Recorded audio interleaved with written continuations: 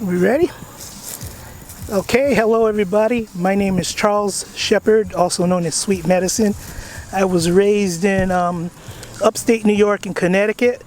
I learned most of my stuff about my indigenous culture from the Shinnecoecks of Long Island, Wampanoags of Massachusetts, Narragansetts of Rhode Island.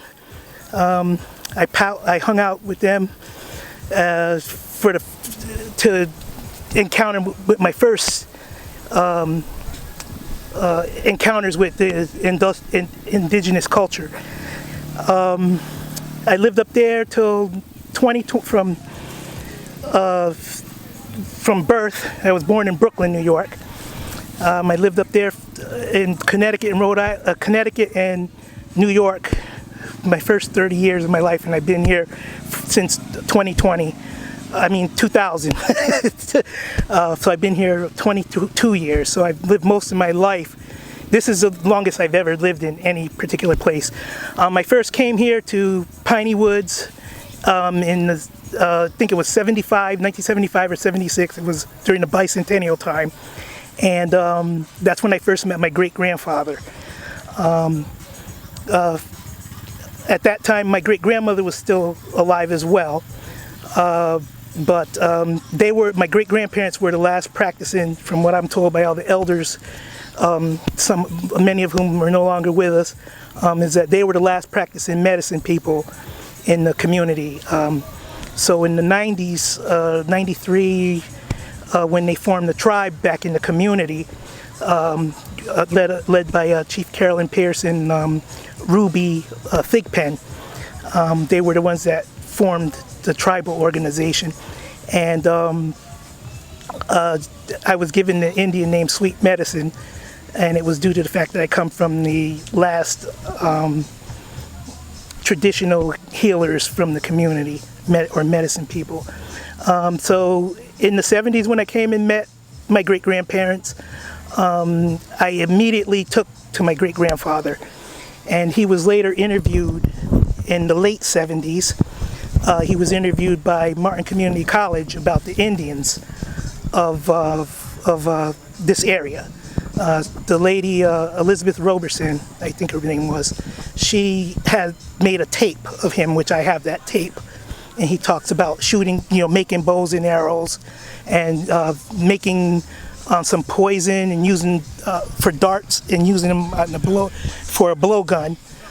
And he was a basket weaver, and he could weave anything out of oak splint. He used to do the whole thing with the drawing, the knife, and making the splints and weaving baskets.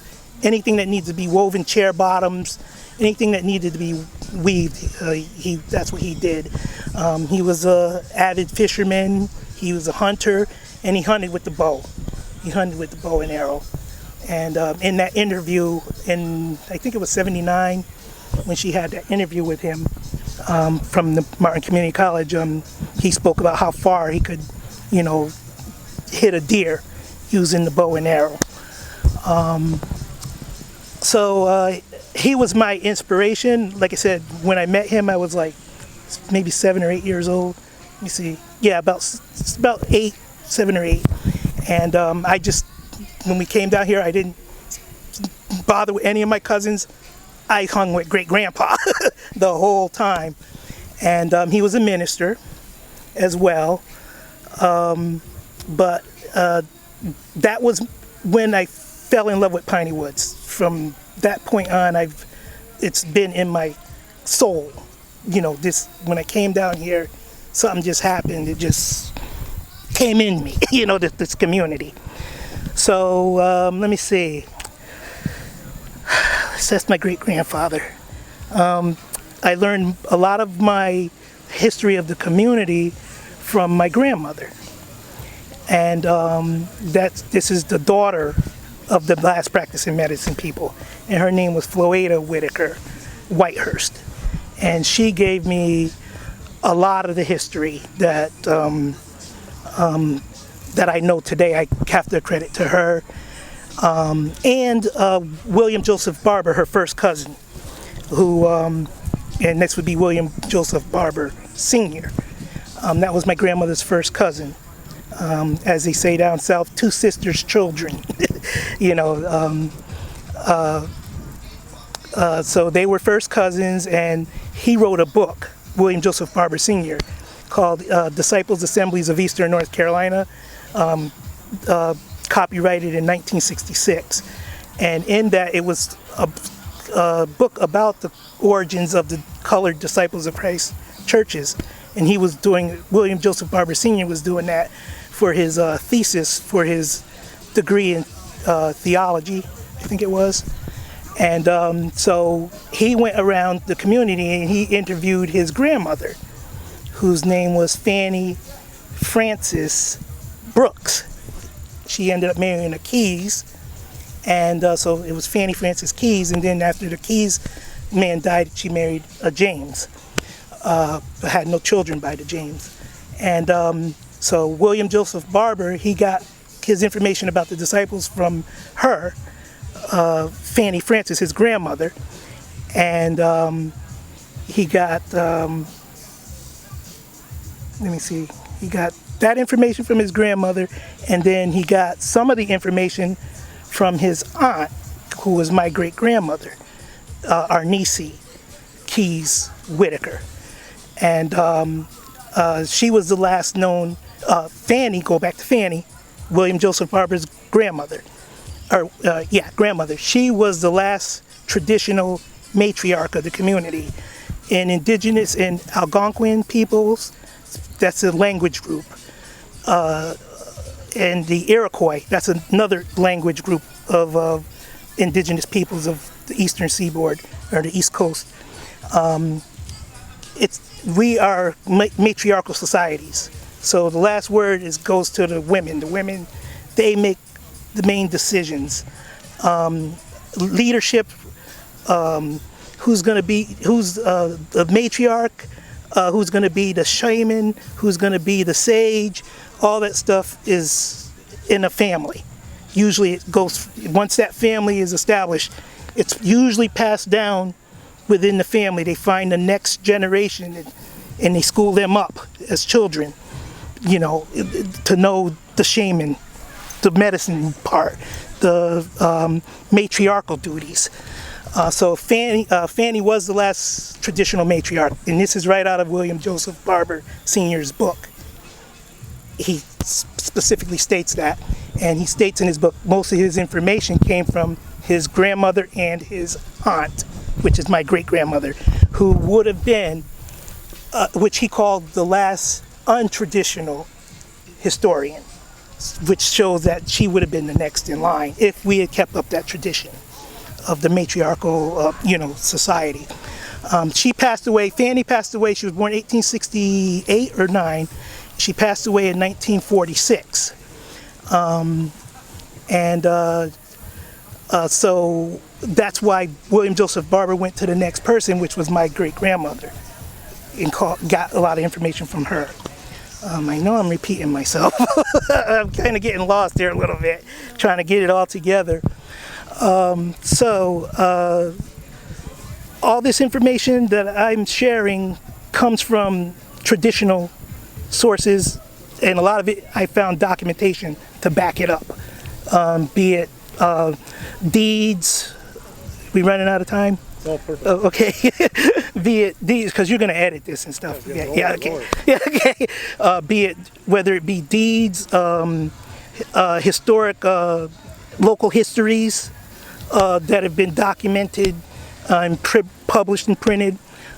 So reliable sources, and everything that I've found from William Joseph Barber's book. When I started this in 1996, doing this research, my goal was to find out how much of his book, how much of his book could be substantiated further than what he had done, especially on the indigenous side, because the book was about Eastern Disciples of Christ churches of Eastern North Carolina, colored Disciples of Christ churches of Eastern North Carolina, in which he found, let me throw this in there, he found that the colored Disciples of Christ churches, he could not find an older church than this community.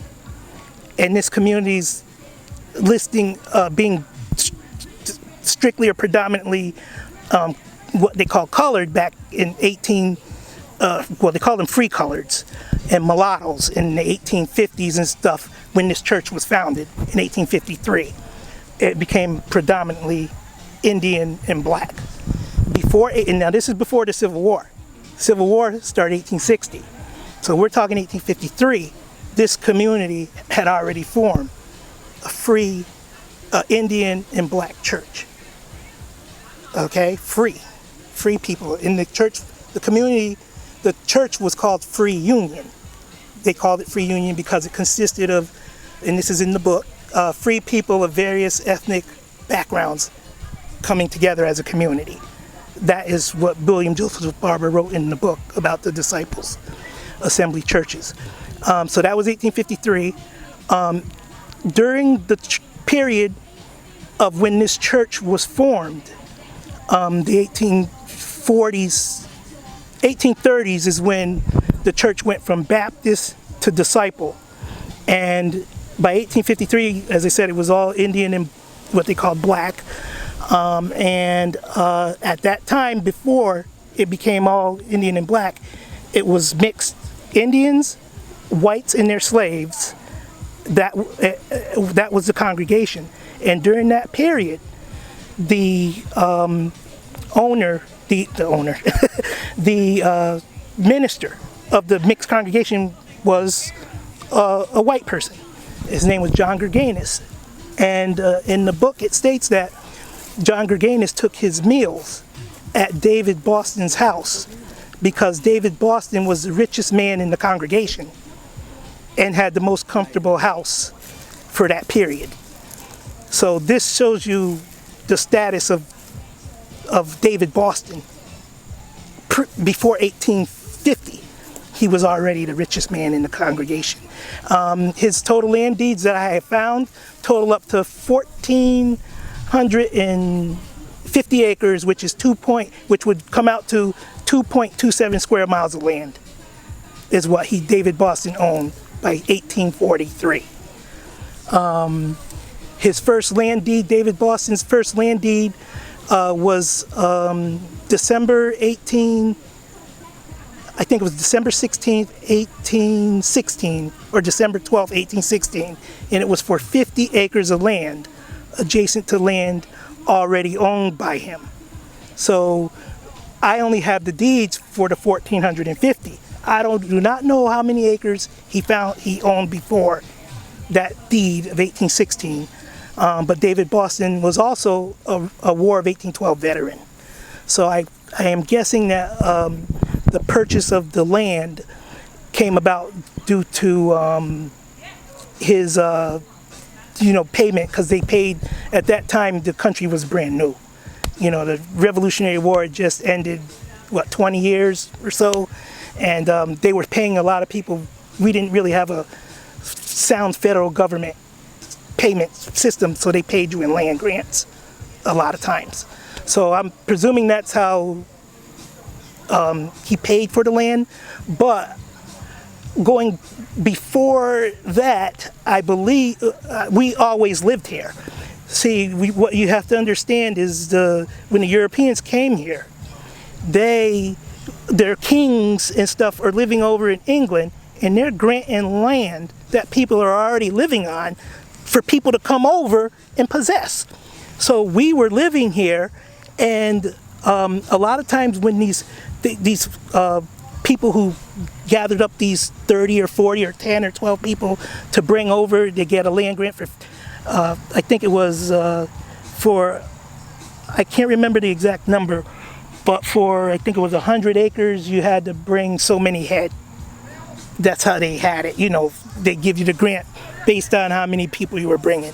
So let's say it was 10 people per 100 acres. So someone gets 50 people, 10 times 50, right? So that's how much of a land grant would be given to that person who's coming over here. And this, like I said, as before, there were already people living here. So these people would come over.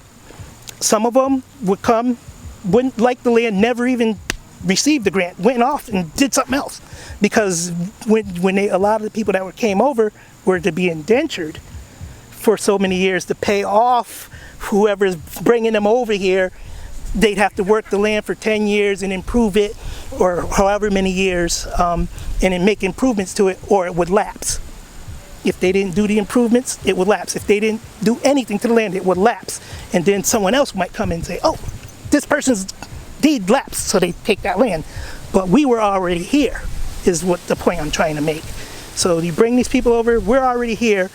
So it gets kind of tricky when you talk about David Boston's purchasing the land. I'll tell you what I believe what happened was that David Boston was a War of 1812 veteran. So right there, that kind of puts you the way the society, colonial society was. You got props for, oh, war veteran. All the war veterans looked after each other. You were, not only the war veterans, but you got respect from all the society. Respected you. So David Boston, being a War of 1812 veteran, I believe they were living here. What the Urals that were in the colonials, or the people that were living here, would probably have called us squatters on land that we didn't possess, which was actually our land that they was granted to, people from another country. So I believe we were just living out here, and this is my hypothesis again. And by the time the War of 1812 came along, the David Boston's friends, war friends and stuff, said, look, you can't live like you've been living the past 150 years. You have to have your land written and documented. So this is what I believe happened. 1816, he started, documenting all of his properties. And a few of those properties were bought off of the same individual. So it bears me to think that they may have had a special relationship from this man named Francis Ward, who either him or his father was a doctor during the early 1800s.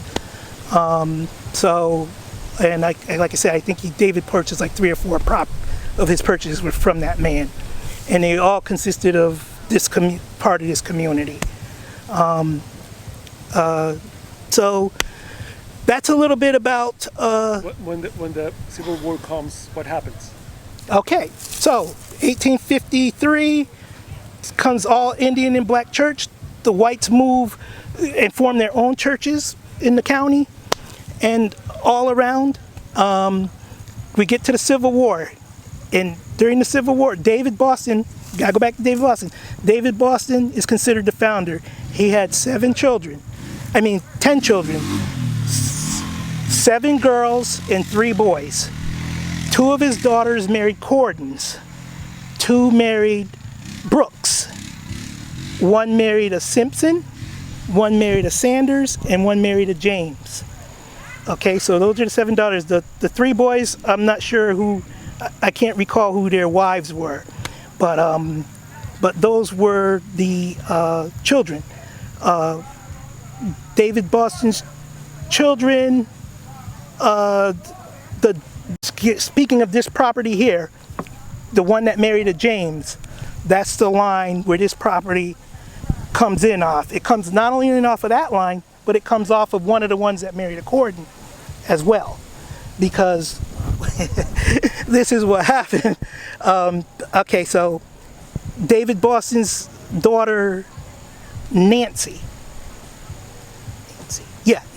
married the James. Another one of his daughters married 2 Cordon brothers. Okay, so I can't remember what the Cordon girl. Okay, well, let's go. Okay, so let me first. So you got the James, the one that married Nancy married James. His name was Ebenezer Cornelius James. Okay, he ends up having a daughter, a son, Stuart. Okay, so Nizer James and Nancy Boston have a son, Stuart. One of the Cordon, one of David's daughters who married a Cordon, had a daughter named Lucretia. So Ebenezer had a son, Stuart. His one of the Corden men had a daughter named Lucretia. Those two got married. Lucretia and Stuart got married. So it basically was first cousins marrying first cousins. And they had Joseph Israel, who was the one that built this house. So that's how that comes down. You got to understand, you got to put things in the context of the time period. You know, people say, oh, first cousins marrying first cousins. Well, they did that in England. They did that in all ancient civilizations. You know, you go back to Egypt and even into the biblical peoples. Cousins marry cousins, brother and sisters married. So, you know, you have all this stuff. So, yes, but what really, it wasn't really, it was something that was enforced on us because we were an isolated community of free people during slavery days. So you had to be careful when you went out because you had fugitive slave catchers, which they called paddy rollers. And these people would come by and they'd snatch up, if you're out somewhere, they just snatch you up. They even used to come in this community and raid our community and try to steal women and children and men from the community. And that's one of the stories that my grandmother told me, that she was told by her grandmother, that the paddy rollers would come through and before slavery and you know, raid us for these our people. And we did have a place that they called the Indian Kettle, and it's somewhere on the creek. And some of the elders mostly in the generation before my mom's, so my grandmother's generation, they used to go down there because my grandmother talked about it, but she never went. But she was told all about it. You know, she told me, they'd ask me, let's go down to the Indian Kettle. She said, nah, you guys go. She didn't go, but the story that the things that she was told about it was that it was a hole in the ground by the creek, and it was layered with brick, and you could stay down there. You could live down there, is what she said. And she says, I don't know what purpose it was used for, but it was used for a purpose. And evidently, if you could live down there, that was the purpose. And I've deduced that it may have been used as either, because she said when the paddy rollers would come in, they'd go run out in the fields and stuff. So that might have been one of the places where they would go run to the creek, to the Indian Kettle, and stay hid until the coast was clear. And that's what she said they had lookouts that went out and looked to see if they were gone, and then everybody would come back into their houses and stuff like that. And this is isolated community. They take part in the Civil War on which side? Okay, the community. We were isolated community. In the South. In the South, right? In North Carolina. And what we did is a lot of the evidence. I've been doing so much research since 1996 on this, and I'm finding now with other people doing research on the Underground Railroad in Little Washington, or Washington, North Carolina, and Plymouth and all that, it seems very likely this was part of the Underground Railroad. And it would be a perfect place for people of color to come and stay. And they didn't have to fear because we were our isolated community. So I believe that one of my theories is that Indian Kettle was used during the Underground Railroad, as part of the Underground Railroad. So people would come in the community, we'd put them in the kettle, and they'd stay there. Then they'd walk down or go down the creek, walk or sail down the creek, because the creek was navigable. It was used as a shipping lane in the 1800s. They would ship themselves down to Plymouth, where they get on a boat or go to the next station, cross the boat, cross the Sound, go to Edenton, get in Elizabeth City and Hertford, because all that northern section of the Albemarle Sound, Perquimans, Pasquotank, those counties, that was Quaker territory. And Quakers and Methodists were the main people that dealt with the abolitionists. They were abolitionists. So once you got on that north side, you had more stations to get you to wherever you wanted to go, Boston or wherever you wanted to go from there. So during the Civil War, getting back to Nizer James, who married Nancy Boston, one of David Boston's daughter, he worked as an espionage agent for the Union during the Civil War. And he was captured by the Confederates in 1865, 4 or 5. He was captured by the Confederates when he was coming from his home in Plymouth. Not in Plymouth, it's actually called Warren Neck. And he was crossing over the railroad track and to come into Martin County, or vice versa.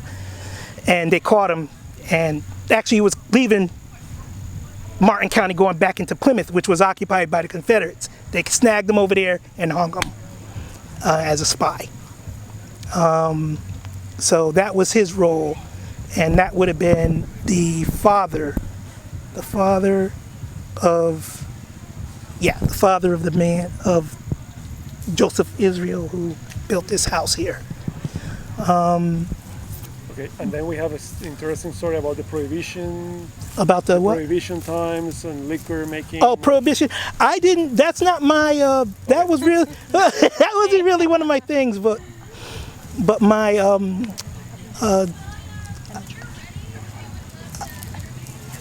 I do know a few stories about that. My grandfather, my mom's dad. He was known as one of the best liquor makers in this community. A lot of people say, "Oh, gotta go see True Blood." True Blood, he made the good stuff. And so yes, it was definitely a means of finance during the Prohibition period. The community was known as a bootleg, a bootlegging community. People came from Virginia. I met people in Virginia that knew about this community, and I brought them here. And they said, "Oh, this is where my dad and father. This is where that stuff came from." And I said, "Yep, this is a community." And so yeah, we were known. We were known. A little bit known, and well, as far as Virginia, I know at least as bootlegging. So I'm pretty sure. And I shouldn't say just as far as Virginia, because by the time the Prohibition came about, we had so many generations can only farm on land. You only have land is limited. So these people were having 7 to 12 kids. My mom came from 6 or 7.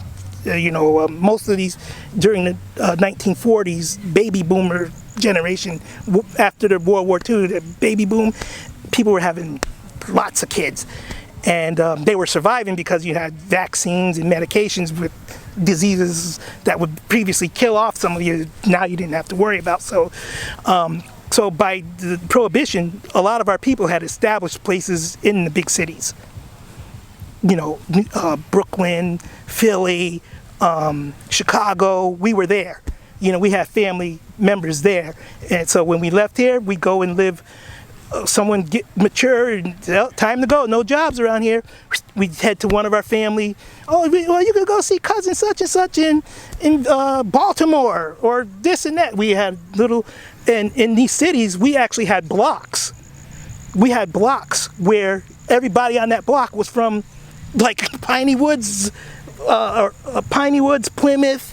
Everybody knew each other. They all came from the same area in the South. We set up this, so that's how we migrated from the South to the North. We migrated in clusters, family clusters, boom. And then it was just like a stopping point. As more people matured and got ready to leave, you go and live with this person for a few months or till you got on your feet. Then you spread. Why you are from Brooklyn. Mm-hmm, that's exactly right. Yep. My family, A lot of us left here in the after World War I, 1920s, and between